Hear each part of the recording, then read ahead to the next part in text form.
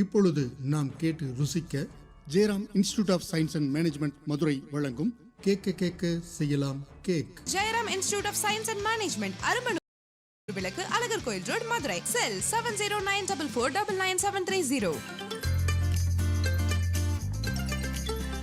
அடுமனை வல்லுநர்களின் கேக் தயாரிப்பு செய்முறை குறித்த சிறப்பு தொடர்.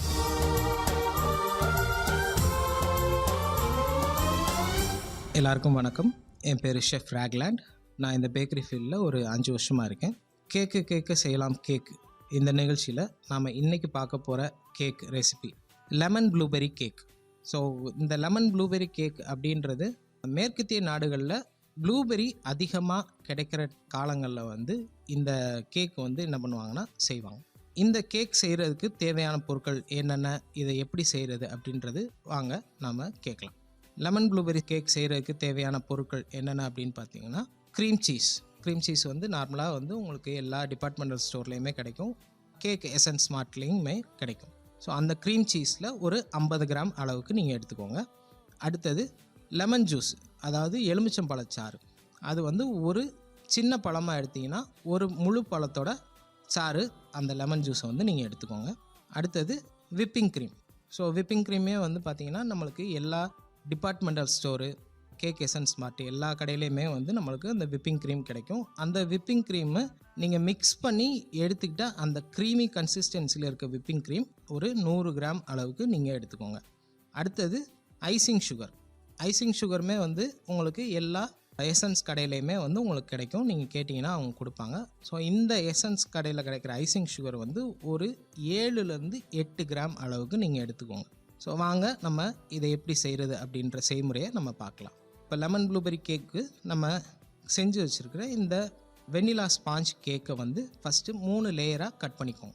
அதில் ஃபஸ்ட்டு லேயரில் என்ன பண்ணுங்கள், அதாவது பேஸ் லேயர், இந்த லேயரில் என்ன பண்ணுறீங்க அப்படின்னா, இந்த cream cheese, lemon juice, whipping cream, icing sugar, நான் சொன்ன இந்த 4 பொருட்களையுமே ஒன்றா நல்லா மிக்ஸ் பண்ணி ஒரு க்ரீம் கன்சிஸ்டன்சிக்கு வச்சுக்கோங்க.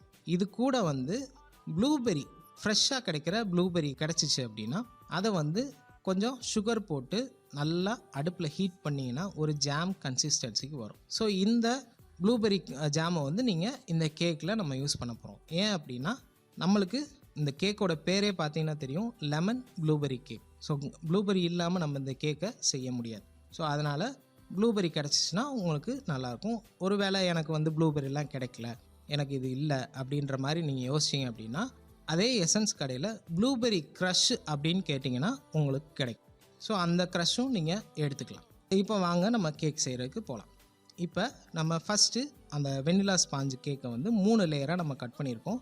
பேஸ் லேயரில் என்ன பண்ணுறீங்க அப்படின்னா, ஃபஸ்ட்டு சுகர் சிரப், சீனியும் அதுக்கு எவ்வளோ பங்கு சீனி எடுக்கிறீங்களோ அதுக்கு 1.5 மடங்கு கூட இருக்கிற மாதிரி தண்ணி ஊற்றி நல்லா மிக்ஸ் பண்ணி எடுத்துக்கிட்டிங்கன்னா அதுதான் சுகர் சிரப்பு. ஸோ இந்த சுகர் சிரப்பை அந்த ஃபஸ்ட்டு லேயர் ஆஃப் ஸ்பாஞ்ச் மேலே நீங்கள் ஊற்றி நல்லா நனைச்சி வச்சுக்கோங்க. இது மேலே நம்ம ஏற்கனவே மிக்ஸ் பண்ணி வச்சுருக்கிற இந்த க்ரீம் சீஸு, விப்பிங் க்ரீம் மிக்ஸில் கொஞ்சம் எடுத்து அது மேலே தடவுறோம்.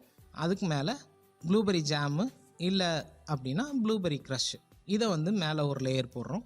இதுக்கு மேலே திரும்ப இன்னொரு லேயரு அதே மாதிரி ஸ்பாஞ்சு வைக்கிறோம், சுகர் சிரப் போடுறோம், அதே மாதிரி அந்த க்ரீம் சீஸ் ஃபில்லிங் வைக்கிறோம், அதுக்கு மேலே லெமன் ப்ளூபெர்ரி ஃபில்லிங் வைக்கிறோம். ஸோ இதே மாதிரி 2 லேயர் வச்சு மேலே 3ஆவதாக இன்னொரு ஸ்பாஞ்சு வச்சு என்ன பண்ணிடுங்க, அந்த கேக்கை க்ளோஸ் பண்ணிவிட்டு சைடில் விப்பிங் க்ரீம் அந்த மிக்ஸை வச்சு நீங்கள் மேலே சுற்றி தடவிட்டீங்க அப்படின்னா அந்த கேக்கு ஃபினிஷ் ஆயிரும். இதுக்கு மேலே உங்களுக்கு விருப்பப்பட்ட டிசைனில் நீங்கள் என்ன பண்ணிக்கலாம், அந்த கேக்கை நீங்கள் ஃபினிஷ் பண்ணிக்கலாம். ஸோ இது செஞ்சு பாருங்கள், எப்படி இருக்குன்னு சாப்பிட்டு பார்த்துட்டு சொல்லுங்கள். நான் மீண்டும் இன்னொரு கேக் ரெசிபியோடு